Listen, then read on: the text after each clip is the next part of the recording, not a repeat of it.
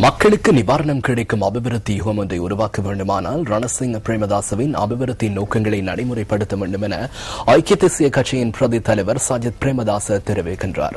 மறைந்த முன்னாள் ஜனாதிபதி ரணசிங்க பிரேமதாசவின் 19வது ஞாபகார்த்தத்தை முன்னிட்டு ஊடகங்களை தெளிவுபடுத்தும் ஊடகவியலாளர் சந்திப்பிலேயே அவர் இதனை கூறினார். ரணசிங்க பிரேமதாஸ் மதித்துமாகி குணசமருவ ரணசிங்க பிரேமதாசவின் ஞாபகார்த்த தினத்தை பேருக்காக மாத்திரம் மட்டுப்படுத்தாது 21ஆம் தேதியிலிருந்து 1ஆம் தேதி வரை நீண்ட கால திட்டமாக சமய தளங்களில் பாரிய அபிவிருத்தியை ஏற்படுத்தி பாரிய செயற்திட்டத்துடன் இம்முறை ரணசிங்க பிரேமதாச ஜனாதிபதியின் ஞாபகார்த்த தினத்தை முன்னெடுக்க உள்ளோம். සිද්ධස්ථාන විශාල සංවර්ධනයකට ලක් කරන වැඩසටහනක් සමග මෙවර රණසිංහ ප්‍රේමදාස ජනාධිපතිතුමාගේ ගුණ සමරුව ක්‍රියාත්මක කරන්න. අපේ රටේ ජනතාවට සහන සලසන ඒ සුබසාධන සංවර්ධන යුගය බිහි කිරීම සඳහා நாட்டு மக்களுக்கு நிவாரணம் வழங்கும் அந்த நலன்புரி அபிவிருத்தி யுகம் ஒன்றை உருவாக்குவதற்கு ஒரே தீர்வு ரணசிங்க பிரேமதாசவின் அபிவிருத்தி நடைமுறைகளை அவரின் அபிவிருத்தி நோக்கங்களை அதே போல் கடைபிடிக்க வேண்டும். அதனால் அந்த நடவடிக்கையை அந்த சிந்தனையை நடைமுறை திட்டமாக செயற்படுத்த நாம் எதிர்பார்க்கிறோம். இந்த ஞாபகார்த்த நிகழ்வை இந்த மக்களுக்கு பயனுள்ள வகையிலும் நாட்டுக்கு சிறந்த பலன் கிடைக்கும் வகையிலும் நாம் செயற்படுத்த நடவடிக்கை எடுப்போம். அரசாங்கம் மீண்டும் பொருட்களுக்கான வரியை அதிகரிக்கக்கூடும் என ஐக்கிய தேசிய கட்சியின் பாராளுமன்ற உறுப்பினர் கலாநிதி ஹர்ஷடி சில்வா தெரிவிக்கின்றார். கொழும்பில் இன்று நடைபெற்ற ஊடகவியலாளர் சந்திப்பிலேயே அவர் இதனை குறிப்பிட்டார். ආර්ථික වර්ධන වේගය කීයද? 108.3යි. එහෙමනම් தற்போது பொருளாதார வளர்ச்சி வேகம் என்ன 8.3%. அவ்வாறு எனின் தனிநபர் வருமானம் எப்படி 8% அதிகரித்தது? உரிய முறையில் நோக்கும் போது இந்த கணிப்பீடு சரியா? தொழில்நுட்ப ரீதியில் மத்திய வங்கி சரியாக இருப்பினும் உண்மையில் இது தவறாகும். அதனை நான் கூறுகின்றேன். கடந்த வருடத்தை விட குறைந்த வேகத்திலேயே இவரிடம் பொருளாதார வளர்ச்சி வேகம் அமைந்துள்ளது. அதன் காரணமாக தொழில் வாய்ப்புகள் குறித்து பிரச்சனைகள் ஏற்படுகின்றன. வரி வருமானம் குறைவாக காணப்படுகிறது. அதனால் அடுத்த வாரம் மீண்டும் பொருட்களுக்கான வரியை அரசாங்கம் அதிகரிக்கலாம் என்ற சந்தேகம் நிலவுகிறது.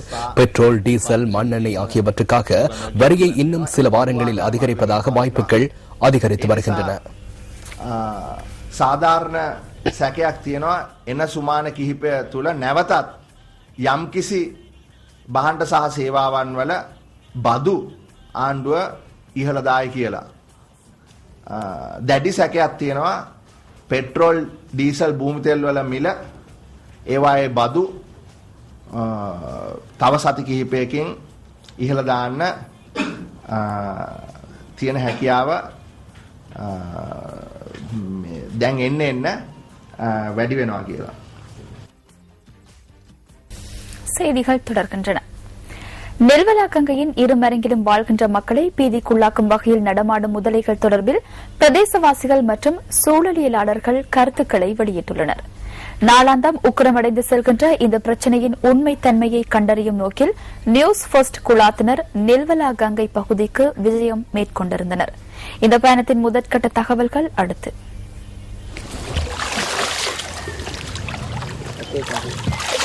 மிகவும் நீளமாக காணப்படுகின்ற நில்வலா கங்கையானது அதன் இருமருங்கிலும் வாழ்கின்ற மக்களின் அன்றாட தேவைகளை பூர்த்தி செய்யும் வளங்களை தன்னகத்தே கொண்டுள்ளது.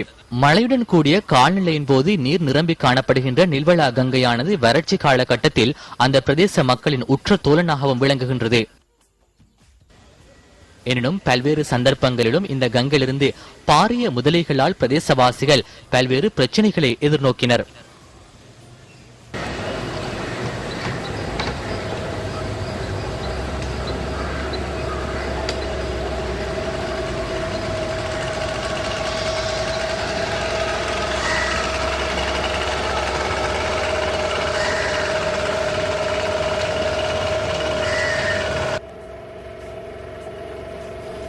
இங்கு முதலையொன்று நடமாடுவதாக பல்வேறு சந்தர்ப்பங்களில் கூறப்பட்ட போதிலும் அதனை அரிதாகவே இங்குள்ள மக்கள் கண்ணுற்றுள்ளனர். இந்த நிலையில் நில்வலா கங்கையில் உள்ள முதலைகளின் எண்ணிக்கை எவ்வாறு உயர்வடைந்தது என்ற விடயமானது இதுவரையும் புரியாத புதிராகவே உள்ளது. மாத்தறைக்கு அருகில் கடலுடன் கலக்கின்ற நில்வலா கங்கையில் நாம் பயணம் செய்தோம். இந்த கங்கையில் முதலைகளின் நடமாட்டம் எவ்வாறு உள்ளது என்பதை அறிந்து கொள்வதே எமது நோக்கமாக இருந்தது. குரோக்கடைல் புரோசஸ் என்ற விஞ்ஞான பேரினால் இனங்காணப்படும் இந்த முதலை இனமானது குறிப்பாக நில்வலா கங்கையின் அதிக அளவில் நடமாடுவதை இதன்போது எம்மால் காண முடிந்தது. இரையை தேடிச் செல்லும் பாரளவிலான முதலைகளே இவை. 25 அடியை விட அதிகளவிலான நீளத்தை கொண்ட முதலைகளையும் இந்த பகுதியில் அவதானிக்க முடிகின்றது. இந்த முதலைகள் செறிந்து வாழ்வதற்கான சூழல் நில்வலா கங்கையின் இரு மருங்கிலும் காணப்படுவதனை எம்மால் உணர முடிந்தது. இது தொடர்பிலான தகவல்களை நியூஸ் ஃபெஸ்டில் நாளையும் எதிர்பாருங்கள்.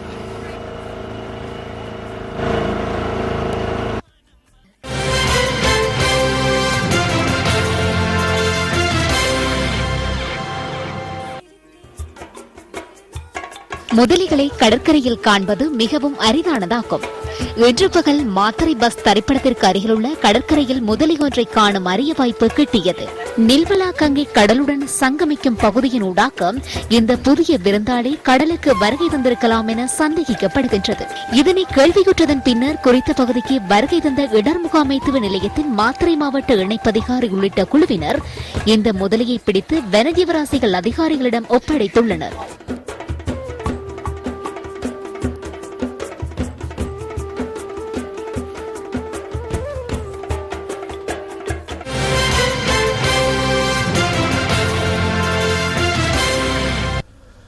கண்டம் விட்டு கண்டம் பாயும் அக்னி 5 எனும் ஏவுகணை இந்தியா இன்று வெற்றிகரமாக பரீட்சித்துள்ளது. இந்தியாவின் கிழக்கு பிராந்தியமான ஒரிசாவின் கரையோரத்திலிருந்து நேற்றைய தினம் ஏவுவதற்கு திட்டமிடப்பட்டிருந்த இந்த ஏவுகணை நிலவிய சீரற்ற வானிலை காரணமாக இன்றைய தினமே ஏவப்பட்டது. இந்தியாவின் சொந்த தயாரிப்பான அக்னி 5 ஏவுகணை 5000 கிலோமீட்டர் வரை செல்லக்கூடிய வல்லமையை கொண்டது. சீனா வரை செல்லக்கூடிய வல்லமையை இந்த ஏவுகணை தன்னகத்தை கொண்டுள்ளது. இந்து சமுத்திரத்தில் இந்தோனேஷியாவை அண்மித்த கடற்பரப்பு அக்னி 5 ஏவுகணையின் இலக்காக ஏற்கனவே திட்டமிடப்பட்டிருந்தது.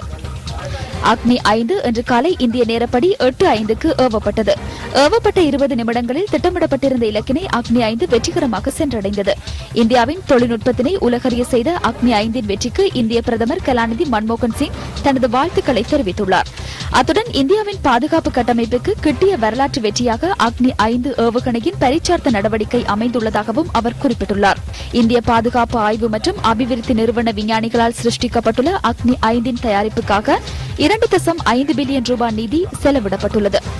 17 மீட்டர் நீளமும் 50 தொன் எடையையும் கொண்ட இந்த ஏவுகணை அணு ஆயுதத்தினை தாங்கிச் செல்லும் வல்லமையை கொண்டுள்ளமை குறிப்பிடத்தக்கது.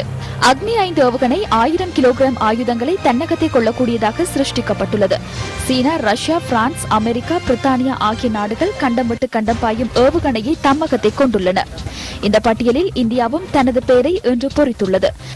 அக்னி 5 வெற்றிகரமாக பரிசோதனைக்கு உட்படுத்தப்பட்டதனை அடுத்து 2014, 2015 ஆண்டுகளில் நாட்டின் பாதுகாப்பு கட்டமைப்பில் அதன் வகிப்பாக முக்கியத்துவம் பெறும் என எதிர்பார்க்கப்படுகின்றது. ஆசியாவின் அனைத்து பகுதிகளையும் ஆப்பிரிக்கா மற்றும் ஐரோப்பா போன்ற நாடுகளை சென்றடையக்கூடியவாறு அக்னி 5 ஏவுகணையின் செயற்திறனை அதிகரிக்க உள்ளதாக இந்திய பாதுகாப்பு ஆய்வு மற்றும் அபிவிருத்தி நிறுவனத்தின் தலைவர் கலாநிதி AK சரஸ்வத் குறிப்பிட்டுள்ளார். செகண்டுக்கு 2.5 கிலோமீட்டர் வேகத்தில் செல்லக்கூடிய அக்னி 1 ஏவுகணை 12 தொன்கள் நிறையும் 15 மீட்டர் நீளமும் கொண்டதாகும். தனி அடுக்கினை கொண்ட அக்னி 1 700 தொடக்கம் 800 கிலோமீட்டர் குறுகிய தூரம் செல்லக்கூடியது. 2000 தொடக்கம் 2500 கிலோமீட்டர் வரை செல்லக்கூடிய அக்னி 2 ஏவுகணை இதனை அடுத்து பரீட்சிக்கப்பட்டது. கடந்த 2 சந்தர்ப்பங்களிலும் உபயோகிக்கப்பட்ட தொழில்நுட்பம் மற்றும் அனுபவத்தின் விளைவாக அக்னி 3 ஏவுகணை ஏவப்பட்டது. கண்டம் விட்டு கண்டம் பாயும் வல்லமையை தன்னகத்தை கொண்ட இந்த ஏவுகணை 6000 கிலோமீட்டர் வரை செல்லக்கூடியதாகும். அக்னி 3 ஒரிசாவின் வில்லத்தீவிலிருந்து முதலில் பரீட்சிக்கப்பட்டது. இதில் சடுதியாக ஏற்பட்ட கோளாறினால் குறுகிய தூரத்தையே இதனால் சென்றடைய முடிந்தது. இதனையடுத்து அக்னி 3 பரீட்சார்த்த நடவடிக்கைகளிலும் இந்தியா வெற்றி வாகை சூடியது. இந்த வெற்றியை தொடர்ந்து உலகின் வல்லரசு நாடுகளின் பட்டியலில் இந்தியாவின் பெயரும் சேர்க்கப்பட்டது. மற்றொரு உள்நாட்டுச் செய்தி. தலவாக்கலை லிந்துல பிரதேசத்தில் பரவிச் செல்கின்ற வயிற்றோட்டத்தினால் பாதிக்கப்பட்ட மக்களுக்கு தேவையான நிவாரணங்களை வழங்குவதற்கு இடர் முகாமைத்துவ அமைச்சு நடவடிக்கை எடுத்துள்ளது. இதனை கட்டுப்படுத்துவதற்கான ஆலோசனைகள் தற்போது வழங்கப்பட்டுள்ளதாக இடர் முகாமைத்துவ அமைச்சர் மஹிந்த அமரவீர குறிப்பிட்டுள்ளார். அவர்களுக்கு தேவையான சமைத்த உணவுகளை வழங்கும் நடவடிக்கை ஆரம்பிக்கப்பட்டுள்ளது. இந்த நடவடிக்கை பாரிய அளவில் மேற்கொள்ளப்படுகிறது.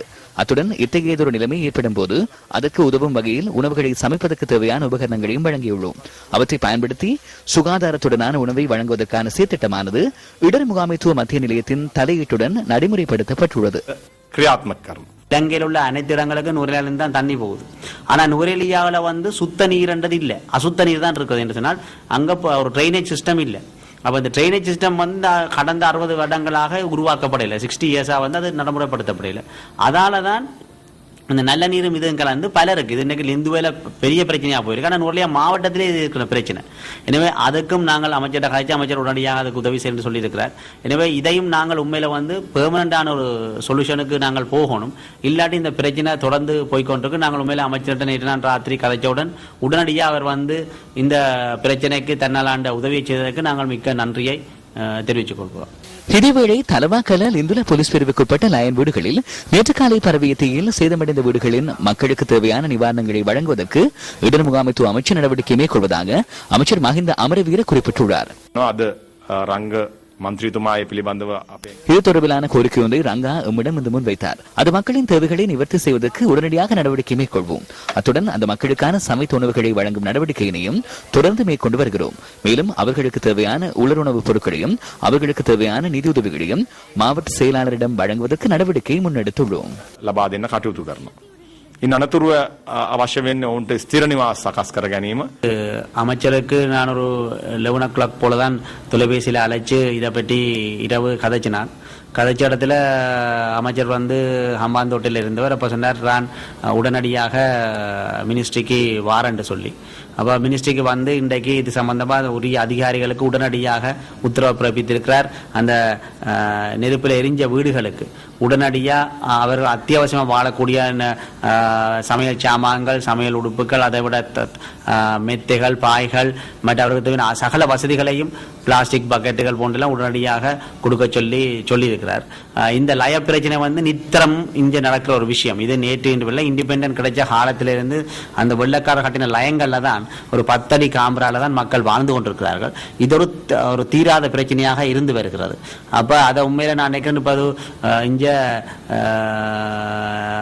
ஒரு சில இந்திய கட்சிகள் இங்கு வந்திருக்கு. அவர்கள் கூட அந்த தங்களோட அரசாங்கத்தினூடாக இந்த அமைச்சுக்கு உதவி செய்து உண்மையில் இந்த நூரெலியா மக்களிட தீராத பிரச்சனையா இருக்கின்ற இந்த லயங்கள் கொளுத்தப்படுகிறதுக்கு உண்மையில உரிய நடவடிக்கை எடுக்கணும். இதற்கு உண்மையில் வெள்ளக்காரர் கட்டின 1947 ஆண்டுக்கு முதல் கட்டின வீடுகளில் தான் இன்னும் மக்கள் வாழ்ந்து கொண்டிருக்கிறார்கள். அதனால தான் கரண்ட் ஷார்டேஜ் மற்றது அவர்கள் விறகுகளை பாவிக்கின்ற பொழுது ஒரு லயம் பத்தினோட நித்திரமும் இது நடக்கின்ற விஷயம்.